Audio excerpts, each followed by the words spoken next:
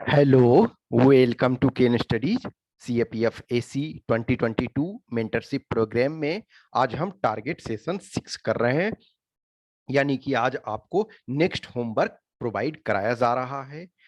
जो जितने भी जो अब तक सेशन चल रहे हैं, तो हर कैंडिडेट का अपना अपना प्रॉब्लम होता है। आप में से जो भी कैंडिडेट हो, कुछ ऑलरेडी जॉब में हो, कुछ बेसिक से स्टार्ट कर रहे हो। हमने जो पेड प्रोग्राम है, तो ऐसा नहीं है जैसे ये सेशंस, जो भी सेशन हम ओपन में करते हैं, जो टारगेट हम ओपन में देते हैं, तो आप हर कोई अपने अपने अनुसार इसको फॉलो करने के लिए इंडिपेंडेंट हो। लेकिन जो पेड हो प्रोग्राम ज्वाइन किए हुए, ऑब्वियसली पेड प्रोग्राम लिमिटेड लोग ज्वाइन करते हैं, तो मैंने ऑलरेडी उन लोगों को बता रखा है कि जो आप एक मिनिमम बेसिक लेवल क्वालिफाई कर रहे हो, मिनिमम बेसिक लेवल आपका स्ट्रांग है, तभी ज्वाइन करो। अदरवाइज आपको पैसे इन्वेस्ट करने की, खर्च करने की जरूरत नहीं है। तो जो पैसे लगाए हो, जो मेंटरशिप प्रोग्राम को पेड वाले में हो, तो आप प्रॉपर तरीका से चीजों को करो। कुछ लोगों के पास जैसे जॉब में हो, तो आपको सफिशियंट टाइम नहीं मिल पाता, तो हर वो चीज को ना करो। जो जितना हो सकता है, मैंने बोला कि कुछ चीजें आपको मैंडेटरी करनी है, कुछ चीजें आपको ऑप्शनल है। जैसे मैं जितने भी MCQ दे रहा हूं, वो हर हाल में आपको करना है। जितने पेपर 2 में मैं होमवर्क आपको दे रहा हूं, वो हर हाल में आपको करना है। थ्योरी का पार्ट कुछ मिस कर जाओ, कोई बुक हमने पढ़ने के लिए दिया, शायद नहीं पढ़ा, कोई टेंशन नहीं, लेकिन क्वेश्चन को हर हाल में आपको करना होगा। जितने क्वेश्चन मैंने बोला आपको कि 5000 प्लस क्वेश्चन यदि मैं प्रोवाइड कराऊंगा, तो 5000 प्लस प्रोवाइड कराऊंगा, और उसमें ऑलमोस्ट सारी चीजें क्लियर होगी। ये ऑलरेडी आपका अभी पॉलिटी चल रहा है, तो 20th तक आपको हर हाल में पॉलिटी को खत्म इधर करना है। तो पॉलिटी में जो मैंने बेसिक्स बुक दिए हैं, तो जस्ट आपने अभी पॉलिटी में 2 टेस्ट सोल्व कर लिया। 2 टेस्ट आपका 50-50 क्वेश्चन का सोल्व कर लिया। नेक्स्ट जो टेस्ट होगा वो 19th को, यानी कि 19th दिसंबर को, संडे को तीसरा टेस्ट मिल जाएगा। फिर जो आपका 20th तक ये टारगेट है, फिर 21st को आपको इसमें फाइनल टेस्ट ये मिलेगा। यानी कि देखो, 4 टेस्ट हमने आपको हिस्ट्री में कंडक्ट किया, 4 टेस्ट आपको पॉलिटी में कंडक्ट कर रहे हैं, तो 21st को आपको 4th टेस्ट, यानी कि पॉलिटी का 4th टेस्ट, टोटल जो है 8th टेस्ट आपको मिल जाएगा। तो ग्रेजुअली क्वेश्चन हर हाल में आपको सोल्व करना है। थ्योरी के पार्ट कुछ चीजों को मिस कर गए तो कोई दिक्कत नहीं है, लेकिन पैरेलल आपको चलना चाहिए। और मैं इसी वजह से ये कोशिश करते रहता हूं कि हर वो जो एक सब्जेक्ट खत्म हुआ तो दूसरा सब्जेक्ट पर चलो, तो आप फुली सिर्फ दूसरे पे ही नहीं, पीछे वाला जो, उसको भूल ना जाओ। इस वजह से मैं कुछ क्वेश्चन पीछे वाला का भी ऐड करता हूं, और यही प्रोसेस आपका चलता रहेगा। Once your entire syllabus will be completed, then आपको क्या होगा कि हम सारे चीज का देंगे। तो अब तक जो हमने ये आपको मस्ट में से ये कहा है, इसको आपको हर हाल में पढ़ना है। दो जो इंडियन कॉन्स्टिट्यूशन एट वर्क और पॉलिटिकल थ्योरी, ये हमने आपको लास्ट 2 वीक्स में कंप्लीट करने के लिए, ये तो आपको करना ही करना है। इसके अलावे ये मैंने बोला था, इसमें से देखो चीजें, चैप्टर बहुत इंटरेस्टिंग था, लेकिन कुछ एक कैंडिडेट का था कि टाइम नहीं मिल पा रहा, दैट्स फाइन, लेकिन आप इसको हर हाल में करो। इस वीक में मैं आपको 2 बुक दे रहा हूं, क्योंकि 20th तक है, तो आपको 20th तक इन दोनों बुक को भी पैरेलली खत्म करना। इसमें 9 चैप्टर हैं, इसमें भी 9 चैप्टर हैं। ये मैं ऑप्शनल बोल रहा हूं, इसमें आप पढ़ना चाहो तो पढ़ो, नहीं पढ़ना चाहो तो नहीं पढ़ो। Politics in India since independence यदि आप देखते हो, तो आपको बहुत सारी चीजों को समझने में मदद करेगा। कुछ एक चीज को लिंक स्टेब्लिश करने में आपको मदद करेगा। पेपर 2 में डायरेक्ट इससे टॉपिक आपको उस सेंस में नहीं ऐसा आएगा, लेकिन आपको वो मदद करेगा। जो कंटेम्प्रेरी वर्ल्ड पॉलिटिक्स है, वो चीजों को समझने में मदद करेगा। ए लॉट ऑफ टाइम जो होता है ना, कि हम किसी चीज को करते हैं कि एक्स्ट्रा चीजों को देते हैं, एक्स्ट्रा चीजों में वही तो मायने रखता है ना, कि यदि आपकी समझ अच्छी डेवलप हुई, तो कुछ क्वेश्चन ऐसे होते हैं, कुछ एक क्वेश्चन MCQ में भी ऐसे होते हैं, जिसमें आप लिंक स्टेब्लिश कर सकते हो। डिफरेंट चीजों को आपने पढ़ा हुआ है डिफरेंट डायमेंशंस में, तो आप उसमें लिंक स्टेब्लिश कर सकते हो। इस वजह से तो मैं ये दोनों ऑप्शनल आपके लिए कर रहा हूँ। ये 12th का दोनों NCERT है, आप इसको चाहो तो पढ़ सकते हो, और दोनों ना चाहो तो नहीं पढ़ो। अब politics in India since independence है, देखो एक और चीज है कि मैं जब इंग्लिश में चैप्टर देता हूं, तो इसका मतलब नहीं है आप हिंदी वाले जो भी हो, तो हिंदी वाला को बुक को डाउनलोड करो, पढ़ो। यदि आपके पास बुक है हार्ड बाउंड में, तो आप उसको हार्ड बाउंड में पढ़ो, हार्ड कॉपी में पढ़ो। नहीं तो आप अपना उसको डाउनलोड कर लो NCERT से। हिंदी मीडियम में है तो हिंदी मीडियम वाले डाउनलोड कर लो, इंग्लिश मीडियम में हो तो इंग्लिश मीडियम वाले।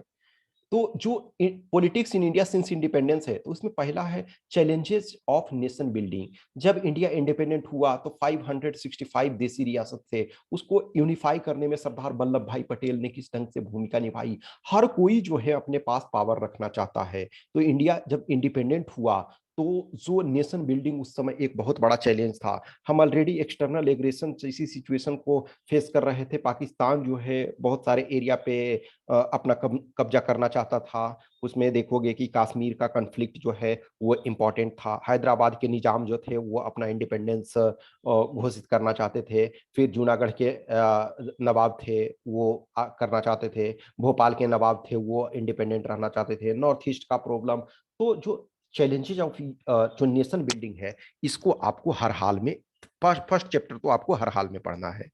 फिर आप देखो era of one party dominance. Generally आप जब तक जवाहरलाल नेहरू जी सीन में रहते हैं तब तक प्रॉपर तरीका से वन पार्टी, इनफैक्ट 1967 के बाद जो है स्थिति बुरी होने लगती है। इनफैक्ट जवाहरलाल नेहरू के टाइम में ही यदि देखा जाए तो केरला में स्थिति जो है कांग्रेस का डोमिनेशन खत्म होना शुरू होता है। लेकिन 1967 के बाद जो है बहुत स्थिति चेंज होती है। लेकिन सेंटर में फिर भी 1977 तक एक ही पार्टी की गवर्नमेंट होती है। तो इस चीजों को आप समझोगे। अब है politics of plan development. India ने प्लानिंग कमीशन को लाया। प्लानिंग कमीशन जो है पीसी था, उसने हमारे पास जो लिमिटेड रिसोर्सेस थे, कहीं ना कहीं उस लिमिटेड रिसोर्सेस को तब के समय में ऑप्टिमम यूटिलाइजेशन में काफी मदद किया। यस, दिस इज ट्रू कि कोई भी चीजें जो होती है वो परमानेंट नहीं होती है, ऑर्गेनिक इवोल्यूशन होता है। तो प्लानिंग कमीशन तब के लिए बहुत अच्छा था। आज के लिए, आज के जो वर्तमान की गवर्नमेंट है, उनको लगा कि प्लानिंग कमीशन जो है अब रिलीवेंट नहीं रह गया, तो इन्होंने नीति आयोग लाया। तो लेकिन प्लान डेवलपमेंट का मतलब हम सिर्फ प्लानिंग कमीशन से नहीं समझते हैं, लेकिन जो रिसोर्सेस का प्लानिंग है वो, हाँ, ये है एक ईरा था कि जिसमें प्लानिंग कमीशन और प्लान डेवलपमेंट इसको एक तरह से पैरेलल माना गया। फिर नेक्स्ट है इंडिया एक्सटर्नल रिलेशन। किसी भी कंट्री के लिए एक्सटर्नल रिलेशन बहुत इंपॉर्टेंट होता है। इनफैक्ट जैसे ये सब चीजें बहुत बार क्या होता है ना कि आप जो देखते हो कि एक्सटर्नल अफेयर्स वगैरह के कुछ टॉपिक आते हैं, वो इसमें मदद होगा। फिर इंटरव्यू वगैरह जब आप फेस करते हो तो ब्रॉड अंडरस्टैंडिंग होता है ना, तो आप क्वेश्चन सोल्व करने में, जो ये रिप्लाई करने में हेल्पफुल होता है। फिर challenges to and restoration of the Congress system. Congress system देखोगे कि किस ढंग से वो चैलेंज हुआ। कांग्रेस एक तरह से देखा जाए तो 1885 में ये बना। उस समय इंडिया के जो टॉप के रिनॉन्ड पर्सनालिटी थे उसको ज्वाइन किए। मीन्स कोई जो भी रिनॉन्ड पर्सनालिटी का आप नाम लो, तो कहीं ना कहीं कभी ना कभी कांग्रेस पार्टी से वो जुड़े हुए थे। तो उसमें से जो Congress party post independence India, हमको इसको देखना है तो क्या क्या चैलेंजेस फेस किया। फिर इंदिरा गांधी से लेकर के जवाहरलाल नेहरू ये योगदान दिए। फिर देखो crisis of democratic order. In fact जो इमरजेंसी का सिचुएशन होता है, इमरजेंसी वगैरह का कंडीशंस आता है, उस चीज को, rise of popular movement different area में एस्पायरेशंस डिफरेंट पीपल के होते हैं। रीजनल एस्पायरेशंस, इसी को एक तरह से डिफरेंट वे में इसको स्पेसिफिक रीजनल ये इशू में।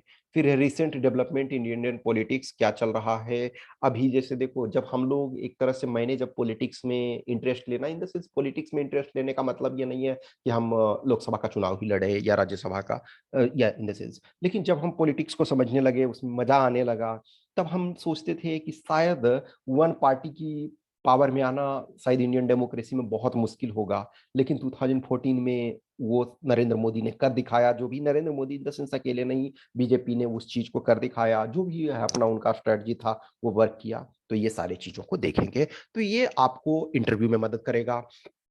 फिर बहुत बार आइडिया फॉर्मुलेशन में मदद करेगा। बहुत बार लिंक स्टेब्लिश में हो सकता है कुछ पॉइंट्स आपको मिल जाए। हाँ, अब एक पॉइंट के लिए आप पूरे बुक को नहीं पढ़ेंगे, लेकिन ओवरऑल डेवलपमेंट के लिए आपको पढ़ना चाहिए। नेक्स्ट आपका है कंटेम्पररी वर्ल्ड पॉलिटिक्स। इसमें जो एक्सटर्नल अफेयर्स के टॉपिक्स आते हैं, जैसे कोल्ड वार इरा।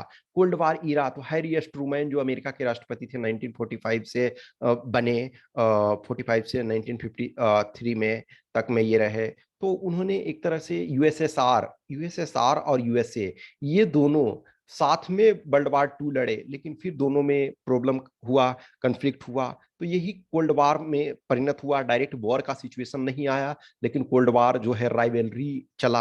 अब एंड ऑफ बाइपोलरिटी, फिर देखो एंड ऑफ बाइपोलरिटी यानी कि 1945 के बाद से एक तरह से 1991 तक मान के चलो कि वो कोल्ड वॉर चला कई रहा। फिर उसके बाद एंड ऑफ बाइपोलरिटी यानी यूएसए और यूएसएसआर, ये दोनों का जो आपका खत्म हो गया, और collapse of Berlin wall, disintegration of Soviet union, ये सारी घटनाओं को आपको पढ़ने को मिलेगा। अब है US hegemony in world politics.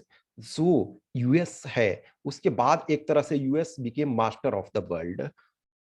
फिर आपका alternative power centre, centre of power, तो चाइना का राइज, यूरोपियन यूनियन, फिर इंडिया जैसे ये, फिर एक कंटेम्प्रेरी साउथ एशिया जो हम इंडिया है, इंडिया स्पेसिफिक, इंटरनेशनल ऑर्गेनाइजेशन आपके आईएमएफ, वर्ल्ड बैंक, ये सब। फिर सिक्योरिटी इन कंटेम्प्रेरी वर्ल्ड यानी कि न्यूक्लियर वेपन स्टेट्स जो हो गए।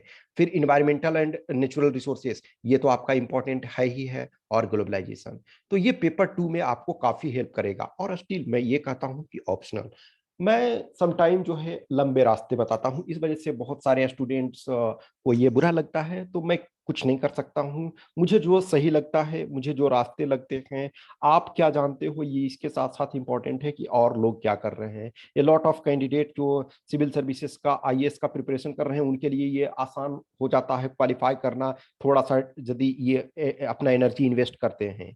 आप यदि जीरो से स्टार्ट कर रहे हो, या आप थोड़ा मिस कर रहे हो, तो आप अल्टरनेटिव अपना ब्रॉड करके रखो। ब्रॉड जितनी अंडरस्टैंडिंग होगी, साम दाम दंड भेद, इन द सेंस कि आपको जहां रट्टा लगाना है वहां रट्टा लगाओ, जहां से एक पॉइंट चुराना है। पॉइंट चुराने का मतलब ये नहीं है किसी का देख लोगे एग्जाम में, मैं वो नहीं कर रहा हूँ कि अच्छा ये बुक हमने पढ़ा था, ये न्यूज़पेपर हमने यहाँ पढ़ा था, इसका ये पॉइंट हमारा मिल रहा है। रिलेशन स्टेब्लिश करना सीखो, तभी आप क्वालिफाई कर पाओगे। और बिलीव मी, नोट्स से किसी, कोई भी नोट्स से आपको करवा देते हैं तो आप आंख मूंद करके उनके पास जाओ, लेकिन नोट्स से तैयार यदि आप एग्जाम क्वालिफाई किए हुए होते तो वो नोट्स लाखों रुपया में बिकते। आपको 200 रुपया में नोट्स कोई दे रहा है और आपको लग रहा है इससे, यस आपकी समझ है तो नोट्स काम आएगा, आपने प्रॉपर पढ़ लिखा है तो वो नोट्स काम आएगा, लेकिन नोट्स से क्वालिफाई करोगे मैं नहीं समझता हूँ। एक्सेप्शन हो सकते हैं, कुछ लोग बोलेंगे मैंने न किताब पढ़ी, न नोट्स पढ़ी, न मैंने कहीं टेस्ट दिया, बस जस्ट गए एग्जाम में और ये फाइनल सिलेक्शन हो गया।